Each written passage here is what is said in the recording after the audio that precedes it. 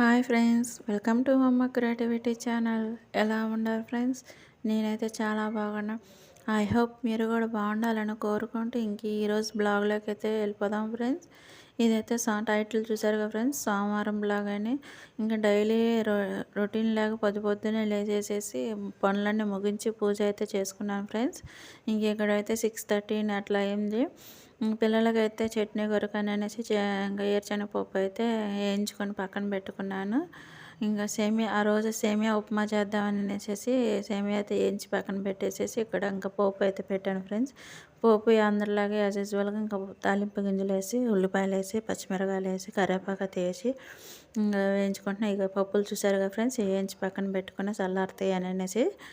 ఎప్పుడైనా చట్నీ వేసేటప్పుడు వేడిగా పల్లీలు వేస్తే టేస్ట్ అనిపించదు ఫ్రెండ్స్. చల్లారినాక పొట్టు అంతా తీసేసి ఏ చట్నీ అయినా కొంచెం చల్లారినాకే వేస్తే టేస్ట్గా అనిపిస్తుంది ఫ్రెండ్స్. మిక్సీలో అయినా పాడవకుండా ఉంటాయి. నెక్స్ట్ ఇక్కడైతే ఇంకా సేమియా ఉప్మా చేద్దామని అవన్నీ సేమియా ఉప్మా రెడీ చేస్తూనే బట్టలన్నీ మడతేసాను ఫ్రెండ్స్.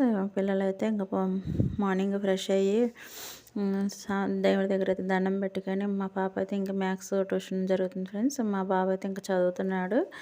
ఇంకా పిల్లలు అయితే టిఫిన్ చేసి వెళ్ళారు. పొద్దున్న నేను ఇడ్లీకి, దోశకి అన్నీ రైస్ కూడా కడిగి పక్కన పెట్టుకున్నాను ఫ్రెండ్స్. ఇంక ఇక్కడైతే పిల్లలు వెళ్ళిపోయినాక టిఫిన్ చేసి అయితే పిల్లలు వెళ్ళారు ఫ్రెండ్స్ స్కూల్కి. ఇంకా నేనైతే ఈరోజు తీసుకున్న ఫ్రెండ్స్ ఫుడ్ ఈవినింగే తీసుకుంటాను ఉపవాసం ఉండి. సో ఇక్కడైతే పిల్లలు వెళ్ళిపోయినాక నేనైతే ఇంకా కరివేపాకు పక్కింటి అక్కాయి ఇచ్చింది ఫ్రెండ్స్. అప్పుడు వానలు పడటం వల్ల కొంచెం తడిసి ఉంది.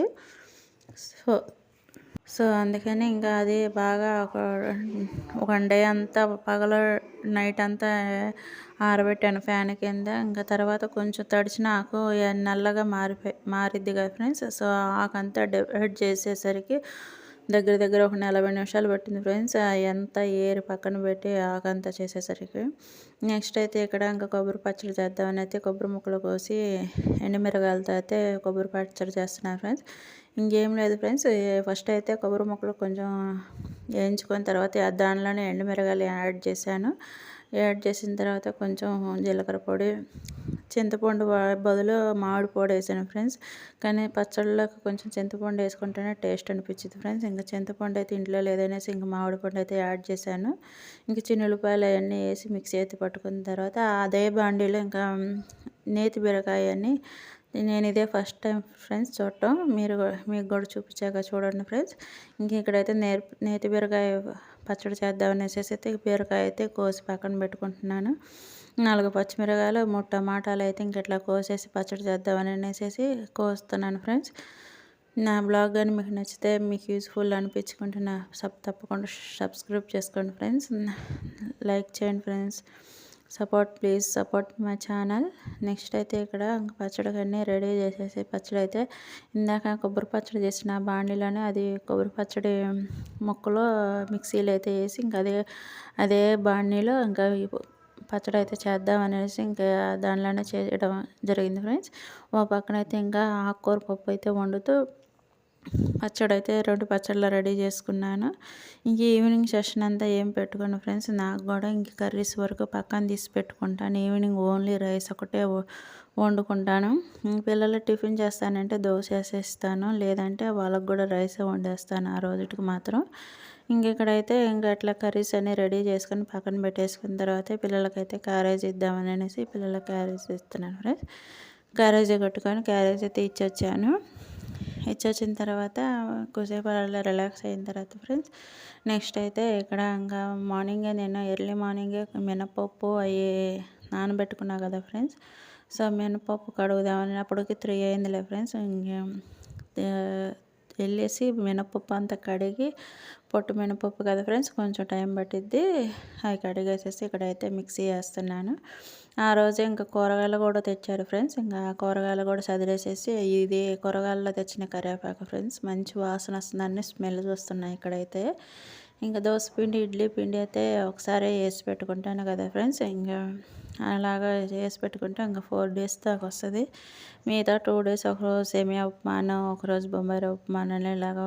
ఇంకా సండే వస్తే ఒక పూరియో, బోండానో ఏదో ఒకటి సంథింగ్ స్పెషల్గా ఇంకా కొంచెం పిల్లలు ఇష్టంగా తింటారని అనేసిగా అట్లా చేస్తాను ఫ్రెండ్స్.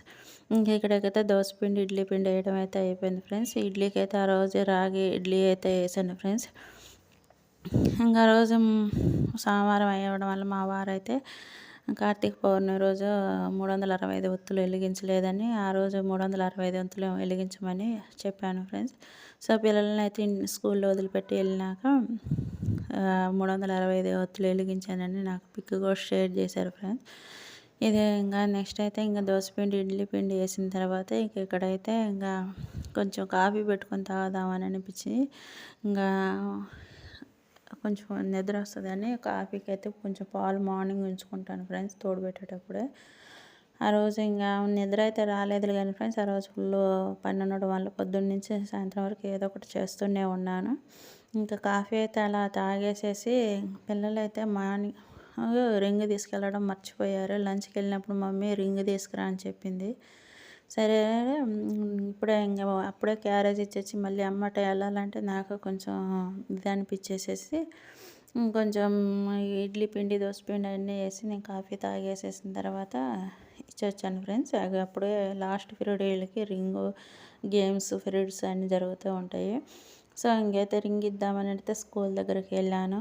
ఇంక రింగ్ అయితే ఇచ్చి మా పిల్లలకు చూడండి ఫ్రెండ్స్, అందరు రింగులు అరి పక్కన పెట్టారు. ఇదే మా బాబా వాళ్ళ స్కూలు.